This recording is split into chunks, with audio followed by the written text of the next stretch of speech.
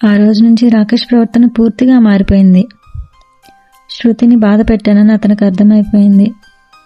ముందులా సరదాగా ఆట పట్టించకుండా ఆమె దగ్గరకు వస్తే చాలా గౌరవంగా మాట్లాడేవాడు. ఎక్కడైనా ఇబ్బంది ఉంటే సహాయం చేసేవాడు.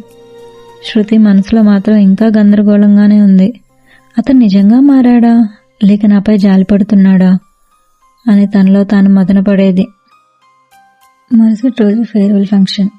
కాలేజీ మొత్తం లైట్స్, మ్యూజిక్, ఫోటోలు, నవ్వులతో కలకల్లాడుతుంది. శృతి చాలా సింపుల్గా కానీ అందంగా రెడీ అయింది. మనసులో మాత్రం ఒకే ఒక్క కోరిక, ఈరోజు ఏదైనా ప్రత్యేకంగా జరగాలి అని. ఆమె కళ్ళు ఎవరినో వెతుకుతున్నాయి. మరెవరినో కాదు, రాకేష్నే. ఆ క్షణం ఆమె చూపు అక్కడే ఆగిపోయింది. మీకు ఈ కంటెంట్ నచ్చితే ప్లీజ్ లైక్, షేర్, సబ్స్క్రైబ్. నీతో ఒక కథ.